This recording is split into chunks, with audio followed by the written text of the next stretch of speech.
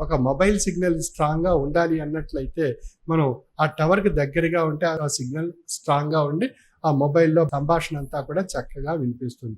ఆ మొబైల్ టవర్‌కి దూరంగా ఉన్నప్పుడు మన సిగ్నల్ వీక్‌గా ఉన్నప్పుడు ఆ సంభాషణ మనకు సరిగ్గా వినిపించదు.